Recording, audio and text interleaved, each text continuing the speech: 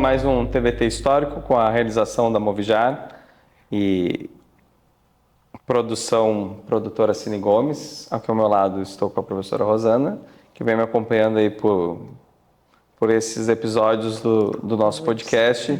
E hoje vamos continuar com Roma, só que uma Roma republicana. E essa Roma republicana, ela tem um embate entre patrícios e plebeus. O que os patrícios têm de tão diferente? Como eles conseguiram organizar uma estrutura de governo que fizesse com que os plebeus se mantivessem como plebe? Acho que a gente tem falado da questão da posse da terra, né? Essa ideia muito de propriedade privada também, que, né, a gente tem esse surgimento aí na antiguidade.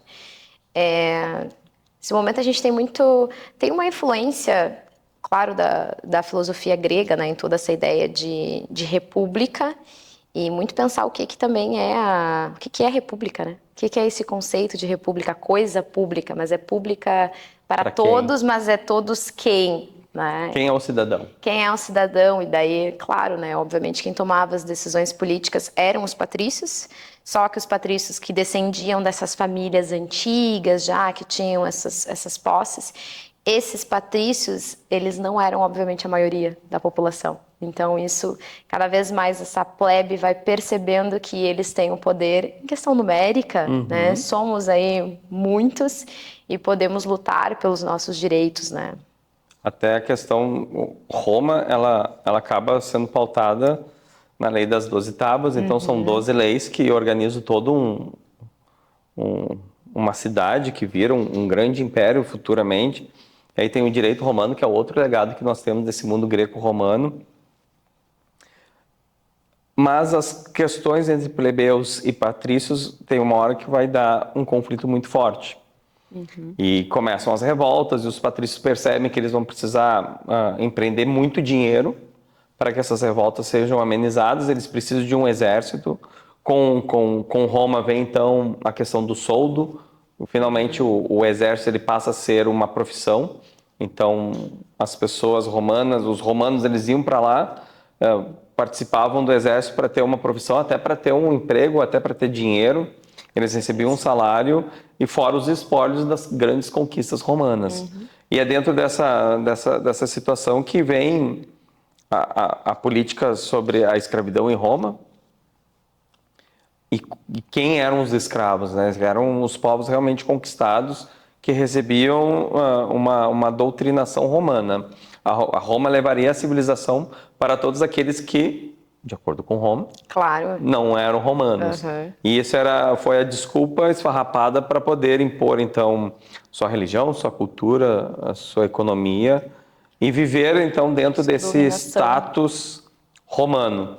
Aí, com os escravos, nós temos a política dos gladiadores, o porquê ter gladiadores, as grandes festas, com as grandes construções. Nós temos por mais que muitos falem e conheçam o Coliseu, são os grandes estádios de corrida de biga que levam mais pessoas. Imagina 150 mil pessoas para ver corrida de cavalo. Essa era o esporte favorito dos romanos.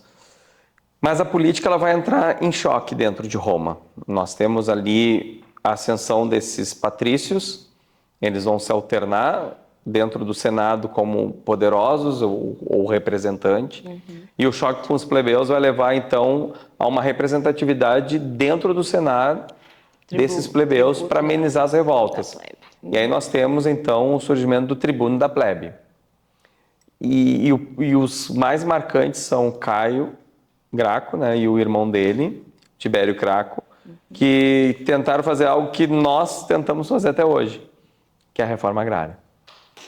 Então, algo assim que foi muito lutado nesse período romano, é uma luta de hoje, a reforma agrária. Com certeza, as desigualdades sociais, né? O se perceber como uma pessoa que está sendo afetada por uma imposição de que eu tenho direito porque eu tenho a nobreza, né? Mas quem é que produz também, né? Quem é que produz aí? Quem vai à frente desse exército? Qual é o grande número do exército romano, as táticas romanas, ele tem a participação do plebeu como o grande número. E o formato de governo, então, que os romanos encontram é o triunvirato. Poder de 3 patrícios, 3 senadores que vão governar juntos. E o primeiro triunvirato, então, nós temos o Júlio César, o Pompeu, que é genro dele. E aí entra um exemplo de como a política romana era feita. Então, a filha de Júlio César, ele entrega as mãos de Pompeu para ele ascender no Senado, já que Pompeu era o grande general que conquistou os hispânicos. E junto com eles também tem o Crassus, que foi o que combateu Espartacus.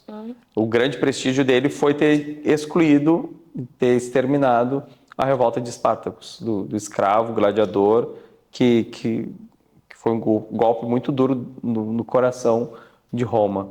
E como é que Júlio César ele cresce, então, e ganha o prestígio romano? Com conquista. E ele vai conquistar a região, então, antes nunca vista como possível de ser conquistada, que é a Gália. E ele atravessa o Reno, e é muito emblemático isso. Ele impõe aos seus comandados e engenheiros construir uma ponte para atravessar esse rio que até então não dava.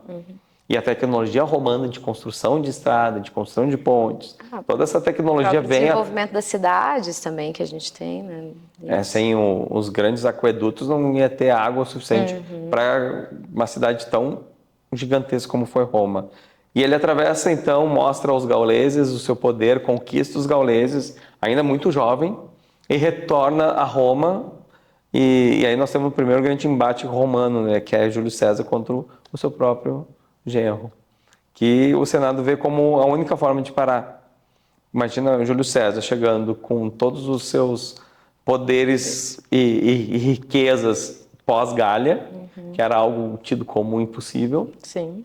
Chegar e desfilar. Isso que tem em Roma, os grandes desfiles dos generais que chegam das suas conquistas e os soldados voltando a casa, ricos, com muitas terras.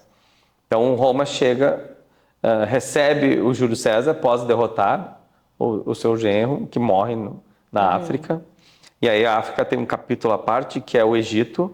E por que o Egito é tão importante para Júlio César? Eu sempre digo que é o trigo, que é a base da alimentação do exército. Se tu não tem comida, tu não tem como alimentar o teu exército, tu não tem como invadir e ascender com esse teu exército. E a ligação dele com Cleópatra. Quem foi Cleópatra? Essa grande, né, faraó do Egito Antigo, que a gente tem aí, né, um capítulo longo e muito... A gente tem que, claro, pensar um pouco nessa imagem que é construída dela, sempre ligada aos imperadores romanos, né, mas que teve muitas táticas de guerra, táticas de como manter ainda o Egito nas mãos do povo egípcio, né, e não permitir aí esse controle aí total posteriormente, né, que depois vai acontecer ali por Roma. Por Roma. E Cleópatra, então, tem a sua ligação com Júlio César, e esse fim de Júlio César dentro do próprio Senado, que teve que aceitá-lo, e alguns dizem que Júlio César foi o imperador, mas calma lá, ele foi o ditador vitalício, e ele estava preparando o terreno para ser ou ele um imperador ou alguém próximo a ele, imperador. E aí esse passo de república para império, nós vamos ver no próximo capítulo e nos encontramos até lá.